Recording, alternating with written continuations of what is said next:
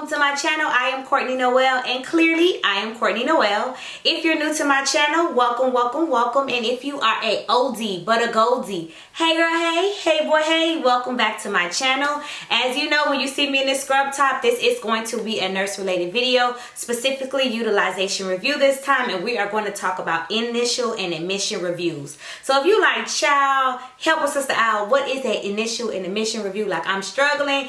If you like, child, I didn't even know utilization review, I don't even know what they do. Let me just try to find out some tea. If you are just being plain old nosy, go ahead and stay tuned to this video. Please don't forget to like and subscribe and ring my bell. Ring my bell. My bell. Ring a ling a ling. Ring my bell so you can stay notified of my weekly videos. Y'all, so like I said, this is going to be a video about the initial / admission review.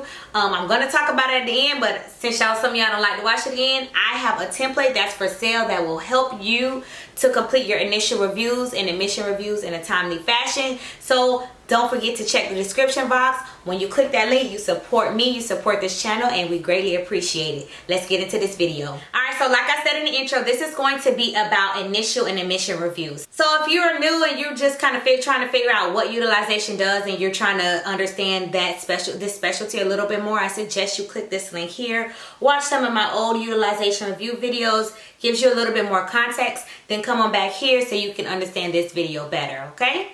So let's get into it.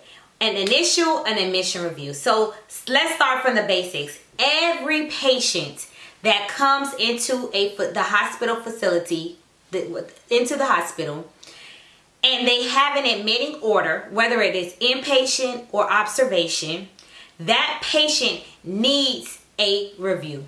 Now, how it works at your facility is specific to that facility, but every patient that comes through the hospital doors and has an admitting order status, that patient should have a clinical review. So that may look like maybe your facility staffs UR nurses every single day. Sunday through Monday, there is a person working. Maybe y'all rotate the weekends. Or if you are a place that doesn't have utilization review nurses on the weekend, that means that if you are the utilization review nurse, you're supposed to come in and review the cases from Friday after the last person left up into Monday. Okay, so that is technically how it's supposed to go, because every patient that comes through the facility is supposed, with an admitting order, let me say that, with an admitting status order, is supposed to have a clinical review. I cannot stress that enough, okay? Now, is there a difference between an initial review or an admission review? And yes, the answer is yes, but this could be facility specific, because I've been at facilities that in the reviewer's mind, when they hear initial review, they send the initial review, and that's considered their admission review. But technically, that is not how that works. The initial review is supposed to be done by the ED case manager. Once the ED physician says, hey, I am going to admit this patient, the ED case manager is supposed to go in, take a look at the clinical information, compare it to the guidelines, and suggest an appropriate level of care to the admitting physician. So this is a very important role. The ED case manager needs to be really proficient in UR and also needs to understand criteria. And because at this point, this is what typically, if the attending or admitting physician is agreeable, is going to admit this person in whatever status that ED case manager recommends. So if they say, hey, you know what? This patient is vented. I know they're going to the ICU. They have vents, drips, this and that. This is an inpatient level of care.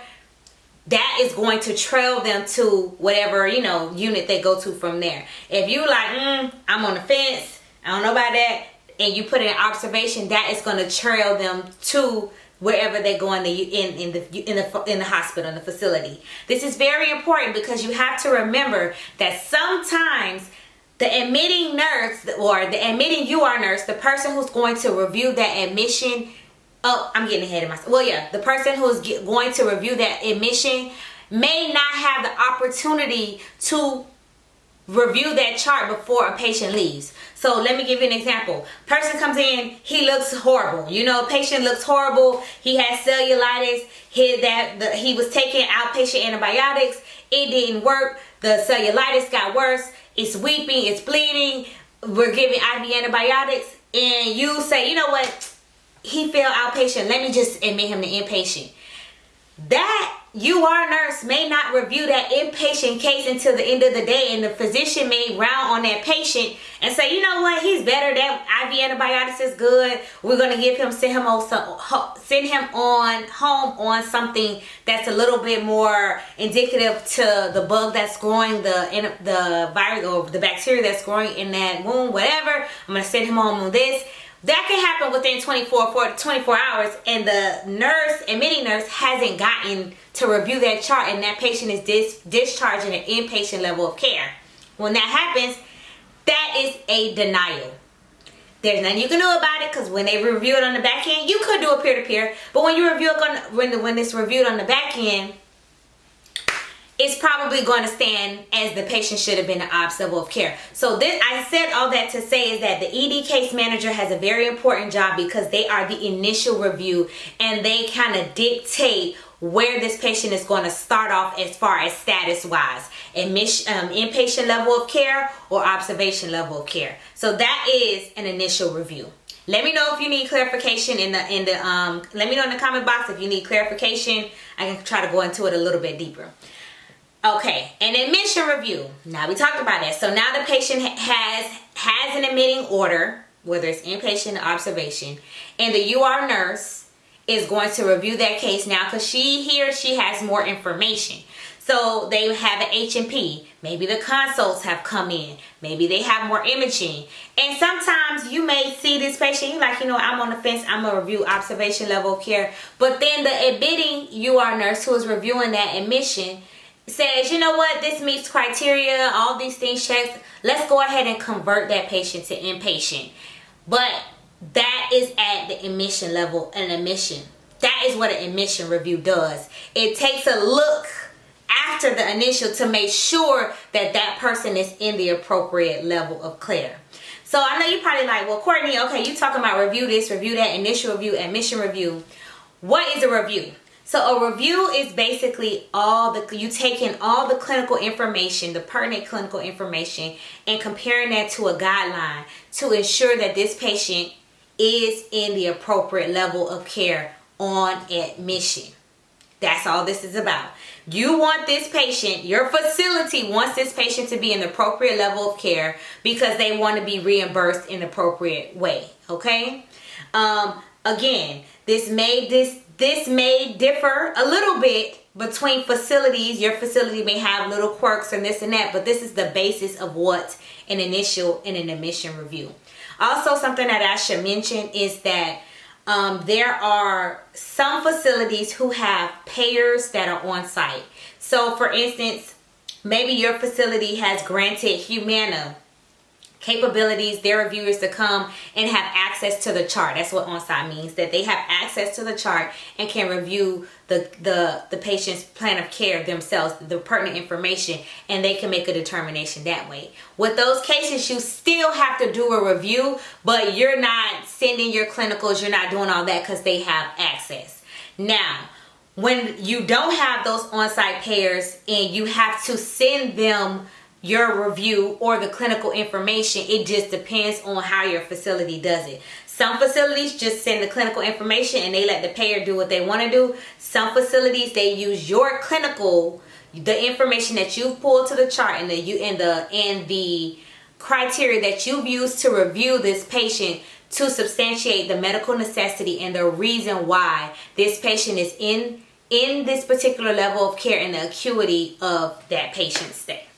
So, that was a lot to being said. So what I want to say, I know this sounds like a lot and you probably like, oh my gosh, I'm new to this. Like, how am I going to do this? How am I going to get this to work? You are in luck, okay? You are in luck because I have created a template and I've been using this template for years. I still use it now, even though I work denials and appeals. This template helps to guide you and make sure that you have all the pertinent information in your clinical review. So that way if you send it, if you're just using it for yourself, that you have hit all the points and you have thoroughly reviewed the chart and you can do it in a short amount of time. So I have created a template. So if you're interested in purchasing that, click the link below. It supports the channel, it supports me, and it helps me to keep creating content.